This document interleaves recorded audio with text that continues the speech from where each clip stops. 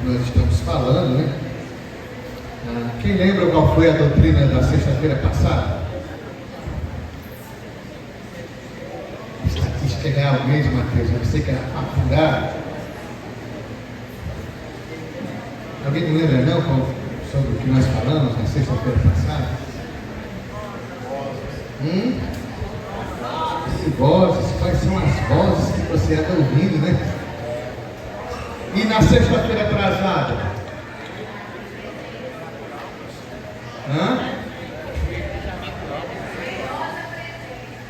Exatamente. Agora você faz, já falamos sobre Adão, sobre Eva, né?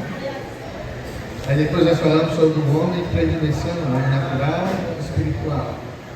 E o homem espiritual com duas divisões, carnal e sincero. Ok? E vocês não guardam essas palavras no coração, não? Glória a Deus. Pois bem, um flashbackzinho aqui só para aquecer a memória. Ok? Nós estávamos falando sobre o Éden como um portal que não é 100% físico, aliás, que é 100% físico, mas que tem uma dimensão espiritual. O jardim foi plantado aonde, hein? No Éden. Qual é o nome do jardim? Jardim, muito bem. O Éden é um local, ok? E esse Éden é um local onde tem cavote. A presença de Deus, a glória de Deus, é um lugar especial. Sai o rio do Éden e se divide em 4 braços. Um desses braços rodeia uma cidade de Ávila. Quem foi que fundou essa cidade de Ávila? Adão não tinha pecado. Hein? Depois um outro rio e vai lá e banha a cidade de Cush. Tinha uma cidade já. E Adão e Eva não tinham pecado ainda. Que foi que habitou a cidade de Cush? Vocês esqueceram da ordem do Senhor? Crescer e multiplicar e povoar a terra. Depois 2 rios, o Pison e o Gion, que é o Eufrates e o Tigre. E aí nós vamos ver que o Éden é um lugar onde Deus manifesta a sua glória, um lugar que Deus todo dia vem conversar com Adão e com Eva, e que depois que esse casal tem a experiência com Deus, nós vamos observar que o Senhor Deus pega o pó da terra, o pó abençoado, sopra nas narinas e faz o homem conforme a sua imagem, conforme a sua semelhança, e tudo que está naquele lugar, a Bíblia diz que não chovia, e que subia um vapor da terra, e hidratava e alimentava as plantas do jardim. Gênesis capítulo 2.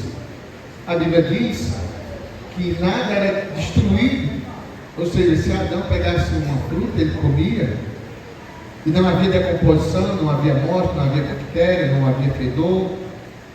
Um lugar puro, um lugar cheio de luz, um lugar que exala a santidade, até porque o Senhor todos os dias fazia questão de conversar com Adão, e o casal foi feito para trabalhar, e Adão trabalhava, e Eva também. O trabalho deles era dar nome e dominar sobre tudo que existe.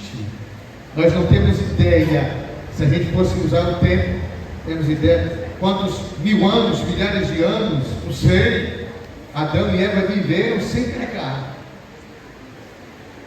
Porque nós não temos a ideia.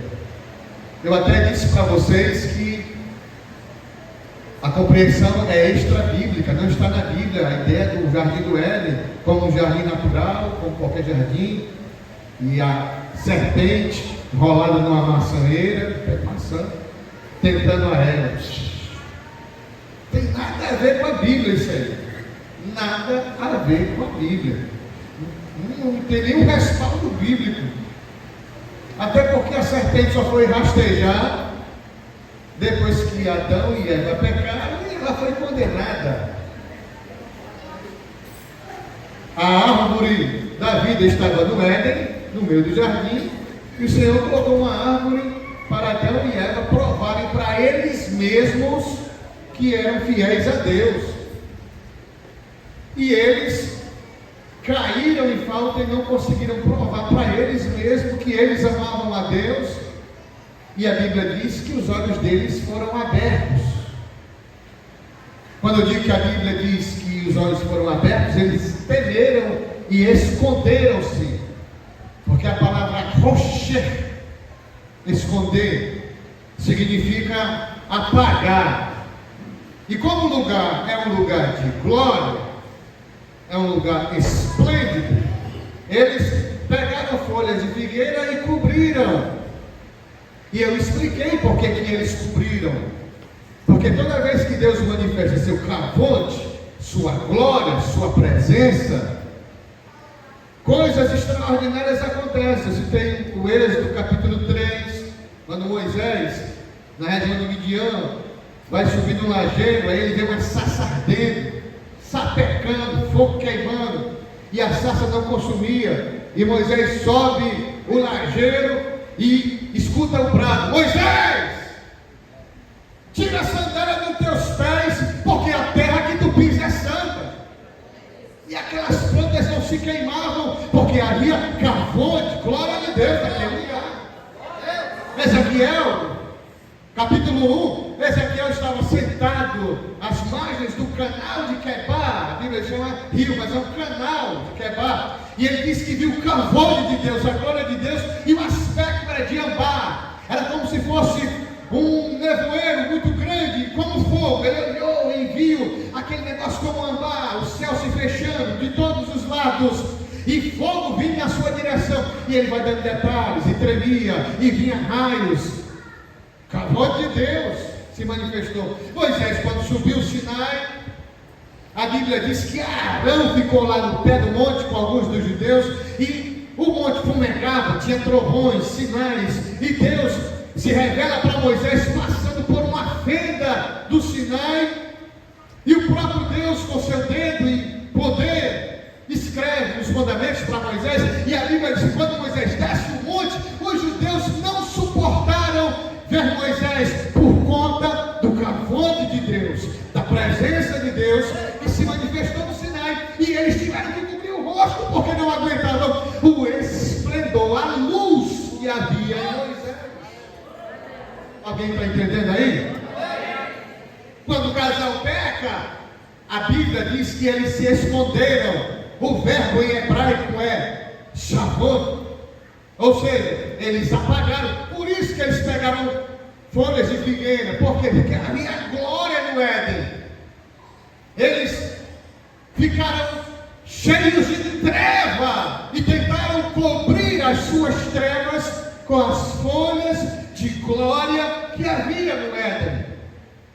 E a Bíblia Sagrada diz, que eu também não vejo nenhuma referência bíblica de que Deus matou um animal, sacrificou um bicho e cobriu Adão. Antes, pelo contrário, Gênesis 2:21, a Bíblia diz que Deus fez para Adão e para Eva pele e os cobriu e os vestiu com peles. Não tem referência de que houve morte de bicho nenhum. E aí nós vamos ver o processo de juízo que vem sobre Adão, que vem sobre Eva. E o juízo é tão forte que a terra será amaldiçoada por conta da transgressão do pecado. Já Isaías revela dizendo o seguinte: e são as vossas iniquidades que fazem separação entre vós e o vosso Deus. São as vossas intenções, são os vossos pecados, são as vossas inclinações que fazem separação entre o que Deus tem para fazer na sua vida e entre aquilo que você precisa receber de Deus. Aleluia! E tudo isso é muito comum para os judeus. Os israelitas discipulam as crianças, já explicando a cosmologia, a visão que eles têm acerca do mundo, do universo, da existência. E a cosmologia judaica é essa: é que Deus fez todas as coisas, é que Deus é o Criador de tudo, é que Deus faz tudo. E isso são aulas de rudimentos primários primários ensinados através de mesuzade, discipulado, é coisa de criancinha. Eles aprendem isso de cedo. E aí eu entro aqui em Nicodemos. No Evangelho de João, Nicodemos, meu irmão, não é outra coisa não, é príncipe da sinagoga. É como se fosse um pastor presidente da sinagoga daquela região.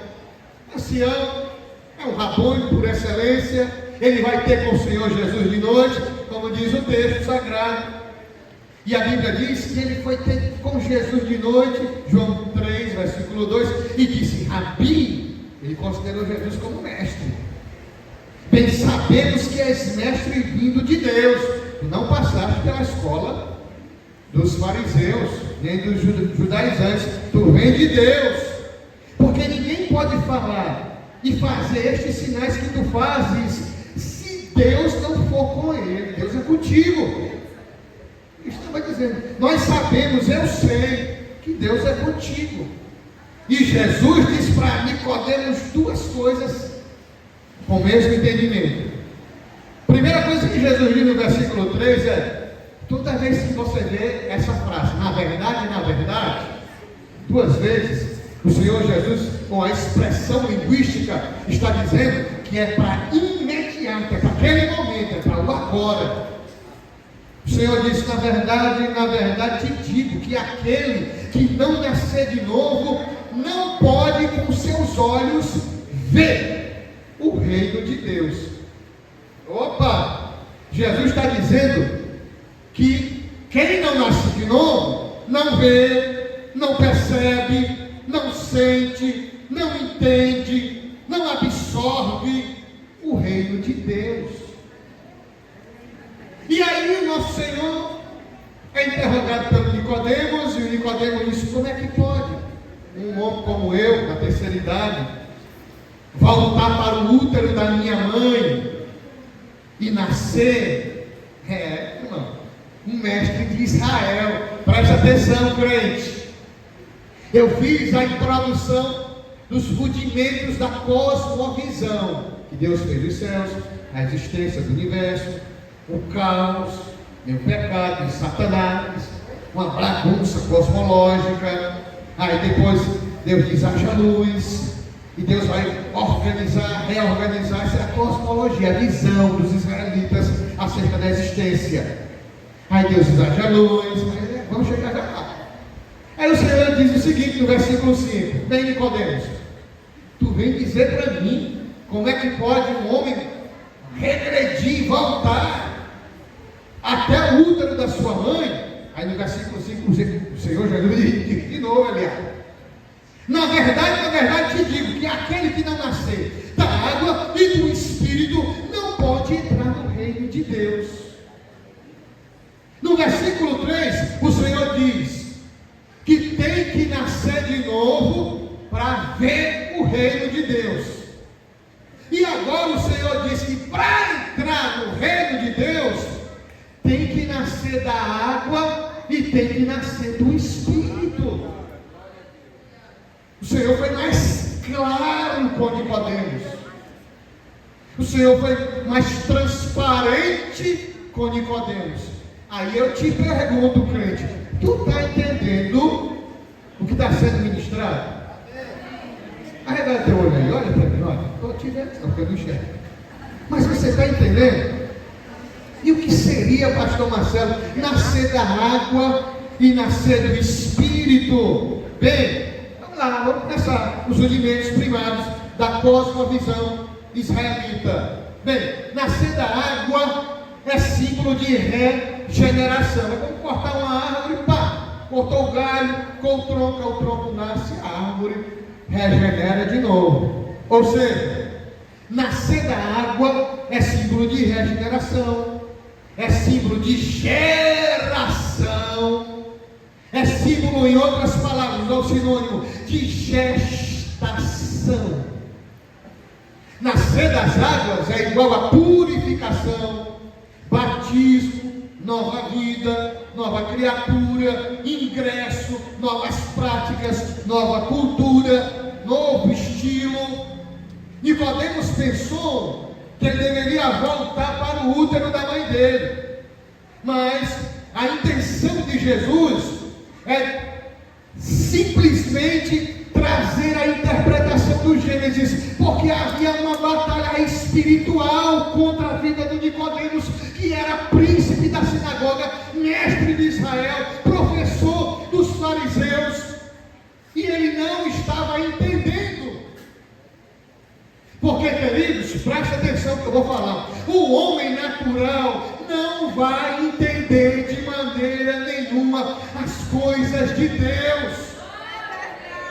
O homem natural nem entende, nem compreende, nem tem interesse, embora seja credenciado de habilidades para entender, porque as coisas de Deus só podem ser discernidas espiritualmente, e se o Espírito Santo não iluminar a mente da pessoa, não convencer o coração da pessoa, não transformar essa pessoa não vai entender necatrofe nenhuma das coisas de Deus. E o Senhor deu uma pincelada: para ver o reino de Deus, para experimentar, é preciso você nascer de novo. Mas nascer de novo não é tudo. O Senhor está dizendo algo maior: nascer de novo da água e do Espírito. Porque tem muita gente que vai ver o céu, sentir a fragrância do céu, mas vai ser lançado no quinto dos infernos, vai ter até direito de reivindicar o céu. Senhor, eu liderei multidões, Senhor, eu expulsei demônios em teu nome, Senhor, eu fiz tanta coisa boa. E o nosso Senhor Jesus vai dizer: é verdade, você expulsou demônio, você pregou o evangelho, você colaborou, mas eu não te conheço, porque você pratica iniquidade. Ei, vem cá! Vem aquele anjão marrento, amarra esse pecador de pé e mão. Ele teve a oportunidade de glorificar o meu nome, mas preferiu o ouro, a prata, mamon, Satanás, preferiu servir ao diabo e ao mundo. Lançam nas trevas exteriores, porque tem gente aqui que renunciou ao mundo, renunciou ao pecado, sofreu, apanhou, comeu a miséria das ervas amargosas e vai entrar no reino dos céus. E este não tem parte comigo, senão aquele que serviu ao Senhor em espírito e em verdade. Tem gente que vai entrar no céu apagando as labaredas do inferno. Vai entrar no céu. É que vai se arrepender. É o nascimento que faz isso. Cortou a árvore, mas o novo nascimento traz regeneração. Aqueles dois ladrões criminosos estavam lá na cruz com Jesus. Um criminoso diz: ei, desce aí da cruz, que aí eu ouço a Deus que é de Deus mesmo. E o outro criminoso, sem vergonha também, como diz a Nete, né? Sem vergonha, disse: ei, rapaz, faça isso não. Nós estamos aqui porque merecemos. Mas esse que está no nosso meio, ele é justo. Quem foi que disse para aquele criminoso que ele era justo? Quem foi que disse para aquele camarada: ei, fala com ele aí, que ele tem um rei? Aí ele disse: Senhor. Como é que o criminoso chamou Jesus de Senhor? Quem foi que disse para aquele criminoso que Jesus era o Senhor? Quem foi? Aleluia! Ele disse: Senhor, quando tu entrares no teu reino, quem foi que falou para ele que ele tinha o reino? Lembra-te de mim, tem misericórdia de mim, porque não tem poder. Ele deu a sua vida para aquele que estava crucificado junto com ele, e não só deu, mas ele defendeu a causa do evangelho. Eita, mas sem vergonha, eu sei igual a você, mas esse aqui é justo. Quem nasceu de novo, irmão, se apodera de uma espada para guerrear contra as obras da maldade em qualquer lugar. E Nicodemos, príncipe da sinagoga, não estava entendendo isso, porque para o israelita todas as coisas se originaram das águas. Pega a sua Bíblia aí. Você diz: a senhora está com informação. Vai inventar aqui um balacubá. Já quer ver? Abra sua Bíblia aí, Gênesis capítulo 1, versículo 2. Olha como é que é a visão, cosmovisão dos israelitas. Gênesis 1, no princípio criou Deus os céus e a terra. Versículo 2, a terra era sem forma e vazia, e havia trevas sobre a face do abismo, e o Espírito de Deus se movia sobre o que, igreja? Sobre o quê? Ei, crente, como é que Deus é Deus? Deus é perfeito, Deus é puro, Deus é honesto, Deus é poderoso, e essa terra que ele faz está toda bagunçada, está sem forma, está vazia, e tem treva. Uma coisa aconteceu. Aí a ciência fala da pré-história, e os judeus acreditam na pré-história, e eu estou com eles também nesse quesito. A pré-história existiu, posso negar, a Bíblia fala. Onde é que está a pré-história, pastor? 1 de Gênesis. Pronto. Fechou a questão. Aí você não pode negar que o Espírito Santo está pairando sobre a face das águas. Esse planeta aqui só tinha água nessa situação. E havia escuridão sobre ele. É como se fosse um planeta qualquer do universo. Que em vez de Marte, que tem alta temperatura, e em vez da estrela Plutão, que tem baixa temperatura, a Terra era um planeta só com água, na face das trevas. Mas o Espírito de Deus estava pairando, estava preservando. Tudo está coberto com H2O. A vitalidade, o fundamento para a origem de tudo procede das águas. E é o Espírito Santo quem está operando aqui em Gênesis 1, versículo 2. É o Espírito Santo que está adornando e vai aperfeiçoar e vai transformar essa treva perturbadora. Mas basta porque que a terra está toda perturbada, destruída. Se você pegar no Gênesis 1 até Apocalipse 22, o último versículo, você não vai encontrar em nenhum espaço de tempo o local que você vai dizer: Satanás foi expulso do céu e ele caiu aqui, ó, nesse texto, nessa fração de tempo. Abra a exceção, o intervalo que existe entre o Gênesis capítulo 1, versículo 1 e o versículo 2, porque entre o versículo 1 e o versículo 2 existe uma infinidade de tempo. Nossa, você está entendendo? Tem alguém entendendo isso aí? Dá para entender? É pré-história. Deus fez grandes animais, Deus fez coisas belas, mas aí o pecado de Satanás, a expulsão dele, baseado na referência de Apocalipse capítulo 12, que caiu o antigo dragão, a antiga serpente, ele caiu de onde, irmão? Seu pecado trouxe uma perturbação cosmológica, uma destruição. E aí a Bíblia Sagrada avança. Se você abrir a sua Bíblia, você vai ver que o Espírito Santo é quem vai preservar e quem vai fazer separação de Chamarim e de Chamaraim. O que é isso, pastor? Essa palavra em hebraico: águas embaixo e águas em cima. Chamar em hebraico significa lá. Marim, água. Lá está a água. Se você der a sua Bíblia, abra a sua Bíblia em Gênesis capítulo 1, versículo 6. Estou falando aqui o que Nicodemos não está entendendo. Entendeu? E disse Deus: haja expansão no meio das águas, e haja separação entre águas e águas. Então o que é essa expansão? Pelo amor de Deus, é a terra? Ao dedão, ó. Não, senhor. O que é essa expansão? Vamos descobrir. Deus tem separação de águas no meio da expansão. Versículo 7.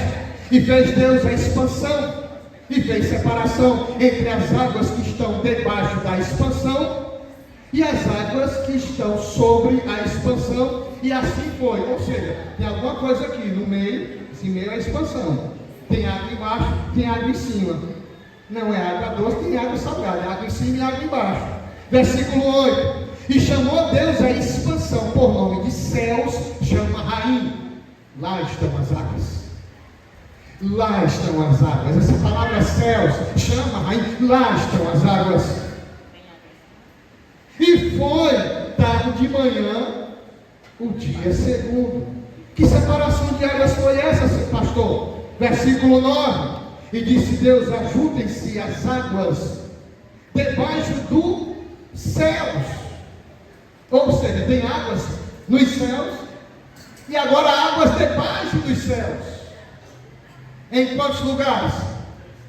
Está aí, ó, versículo 9. Em quantos lugares as águas vão estar juntas? Está aí.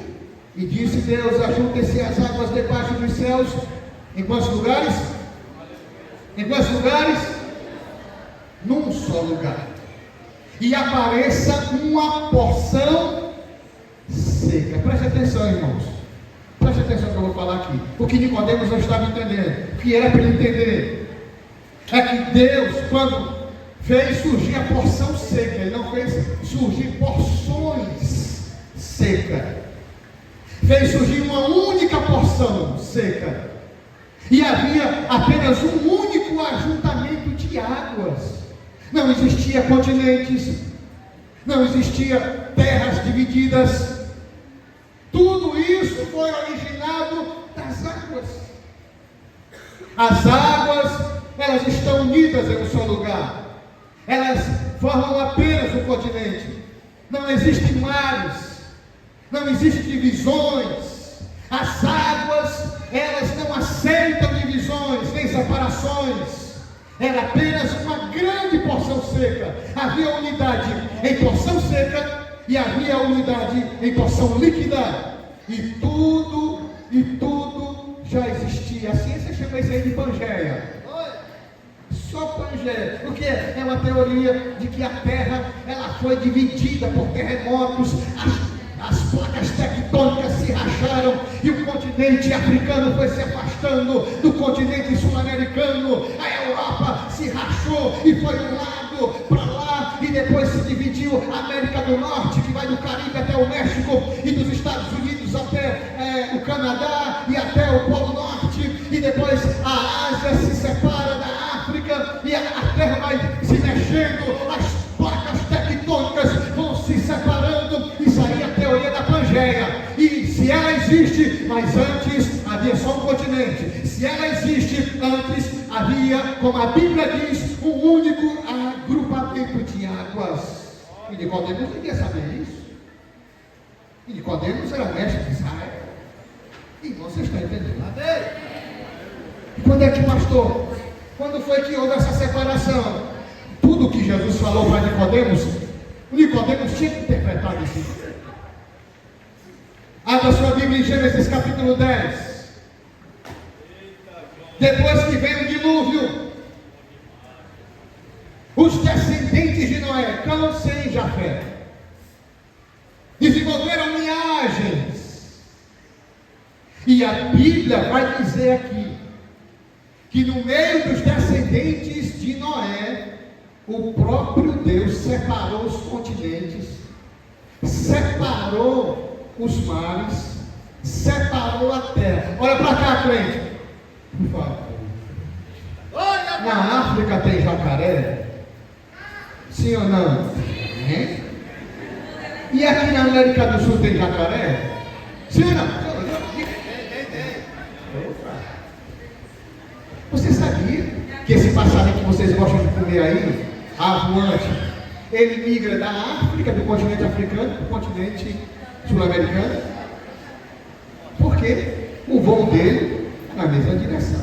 Porque o alimento que tem aqui na África para ele, aliás, aqui na América do Sul para ele, tem lá na África. Mesmo sertão, a mesma temperatura. Você já parou para pensar por que tem felinos aqui na América do Sul e lá na África também tem felinos? Tu já paraste para pensar por que aqui lá no Egito, na África, tem as pirâmides, os grandes monumentos, as grandes construções, e lá no México tem as grandes pirâmides, as grandes construções, os grandes monumentos, e a data deles é igual?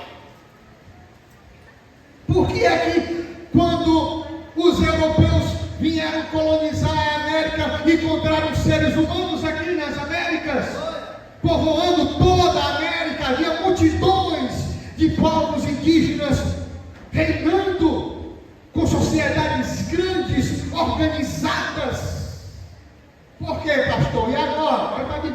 a Bíblia vai dar a resposta. E Nicodemos tinha que saber disso, ele era mestre de Israel. Olha, eu vou resumir aqui para você. Gênesis capítulo de número 10, versículo de número 5. Depois da divisão dos filhos de Sem, Cã e Jafé, versículo 5 diz: por estes foram repartidas as ilhas das nações nas suas terras, cada qual segundo a sua língua, segundo as suas famílias e entre as nações. E quando foi isso? Veja lá o versículo 25. Veja o versículo 25. E a Éber nasceram 2 filhos. O nome de um é Peleg, porquanto nos dias em que Peleg estava vivo, Deus repartiu a terra, e o nome de seu irmão foi Joquitã. Alguém pode interpretar: Deus repartiu a terra como? Ora, se aqui era só um clã, fora nos dias do patriarca Peleg, que houve essa divisão, essa pangeia, essa separação de terra, essa separação de águas. A terra se separou, mas as águas permaneceram unidas. E na cosmovisão judaica, as águas elas estão unidas, porque as águas transformam. E Nicodemos teve dificuldade de entender isso.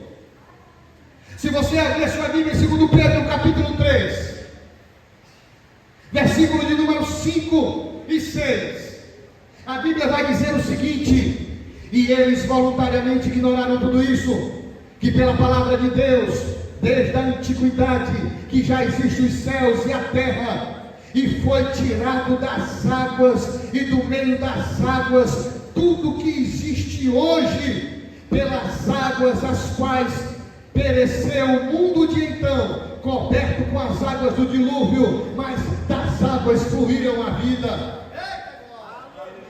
Das águas fluíram o quê? A vida. Aleluia. Gênesis capítulo 1, versículo 20 e 21. E disse Deus: produzam as águas abundantemente répteis de alma vivente, seres que voem sobre a face da expansão. E Deus criou as grandes baleias e todo réptil e toda alma vivente, que as águas abundantemente produziram, cada um segundo a sua espécie. Para o israelita, a água é fonte de vida. Para o judeu religioso, a água é fonte de nova criação, de novo nascimento. Por isso Jesus disse para Nicodemos: ei Nicodemos, tu tem que nascer da água, tu tem que nascer do Espírito. Transliterando, ele disse: Deus tem que mudar a tua vida. Para tu entrar no reino de Deus, você tem que ser mudado pelo Espírito Santo. Porque foi o Espírito que mudou as águas, foi o Espírito que criou todas as coisas. Vamos para a prática. Quem está em Cristo é o que, igreja? Quem está em Cristo é o que? Segundo aos Coríntios 5,17, né? Sabe o que está escrito em Ezequiel capítulo 36, versículo 24 e 25? Quem se aventura lê aí? Ezequiel capítulo 36, versos 24 e 25. Quem achar é o crente, pode ler. 24 e 25. Vai ler bem alto.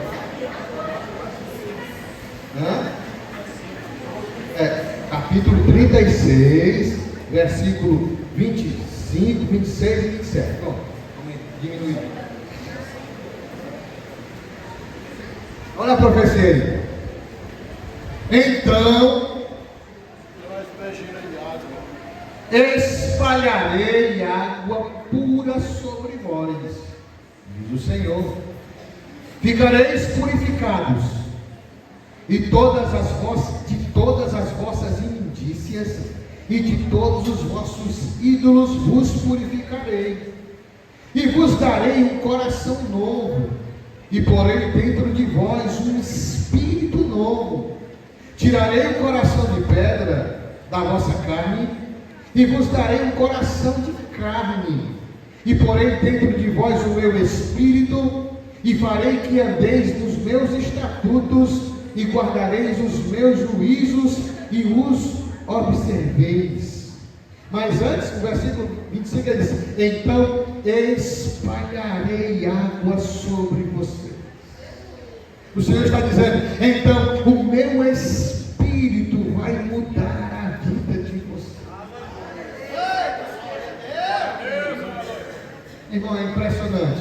Talvez não seja tão edificante para você ouvir um assunto histórico como esse, mas a prática dele é fundamental, porque é muito fácil a gente identificar quando alguém nasceu de novo.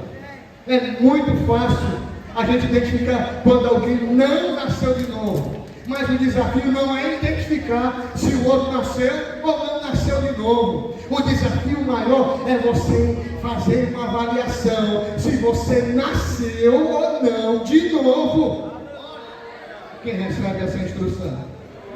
Cenas do próximo capítulo, só na próxima sexta-feira agora, que nós vamos falar sobre as mudanças que são causadas pelo novo nascimento. Deus em Cristo nos abençoe. Amém?